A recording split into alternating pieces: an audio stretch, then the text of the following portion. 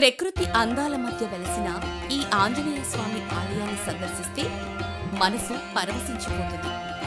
ఇక్కడ స్వామిని దర్శిస్తే అనారోగ్య సమస్యలు తొలగిపోయి ఆరోగ్యం పొందుతామని, విజయాలు వరిస్తాయని భక్తుల నమ్మకం.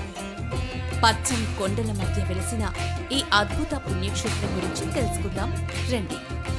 ఇదే సంజీవరాయ క్షేత్రంగా ప్రసిద్ధికెక్కిన అరగొండ వీరాంజనేయ స్వామి దేవాలయం.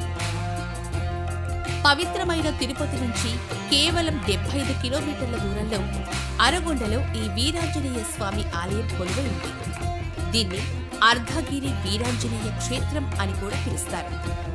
పురాణాల ప్రకారం త్రేతాయుగంలో రామ రావణ యుద్ధం జరుగుతున్న సమయంలో రావణుడి కొడుకు ఇంద్రజిత్తు వేసిన బాణం తాకి లక్ష్మణుడు మూర్ఛపోతాడు.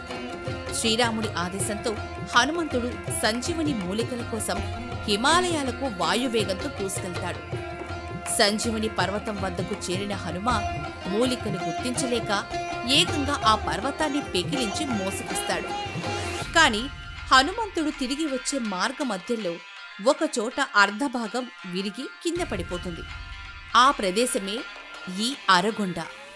అర్ధకొండ పడిన చోట కాలక్రమంలో పేరు అరగొండగా స్థిరపడింది. ఆ సంజీవని పర్వతం విరిగిన చోట భూమి నుంచి జలధారలు ఉబికి ఓ అద్భుత కొలను ఏర్పడింది. అదే సంజీవరాయ తీర్థం. ఈ తీర్థంలో సంజీవకరణి, విషల్యకరణి లాంటి ఔషధ మూలికల శక్తి కలిసి ఉందని నమ్మకం. ఈ నీళ్లు తాగితే లేక స్నానం చేస్తే అనేక వ్యాధులు మాయమైపోతాయట. ఇక్కడి మట్టిని శరీరానికి రాసుకుంటే చాలు చర్మ వ్యాధులు కూడా నశిస్తాయని భక్తుల విశ్వాసం. అందుకే దేశ విదేశాల నుంచి భక్తులు ఇక్కడికి తరలి వస్తూ ఉంటారు. ఈ ఆలయాన్ని చోళరాజులు నిర్మించినట్లు చారిత్రక ఆధారాలున్నాయి. ఇక్కడి హనుమంతుడు విజయాలను అందించే స్వామిగా ప్రసిద్ధి చెందాడు.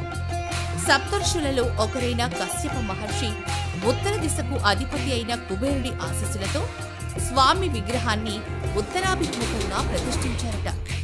అందుకే ఇక్కడ స్వామిని దర్శిస్తే సకల ఐశ్వర్యాలు, విజయాలు కలుగుతాయని నమ్మకం.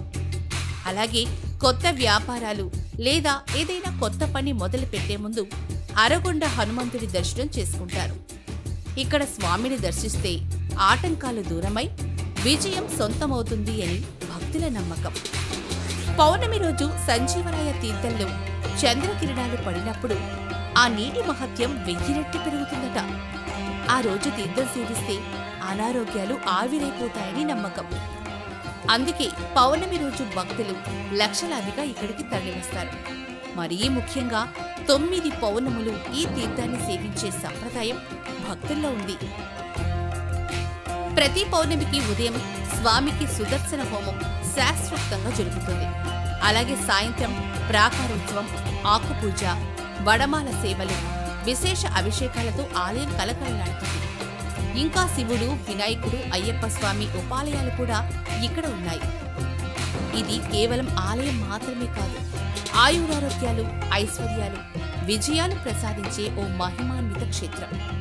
మీరు కూడా ఈ ఆలయాన్ని దర్శించి త్రేతాయుగం నాటి సంజీవరాయ తీర్థ జలాలను సేవించి హనుమంతుడి కృపా కటాక్షాలు పొందండి. జై హనుమాన్.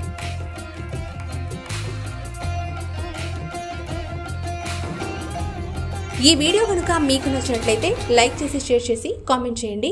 మా ఛానల్ని సబ్స్క్రైబ్ చేయడం మాత్రం మర్చిపోకండి. Thanks for watching.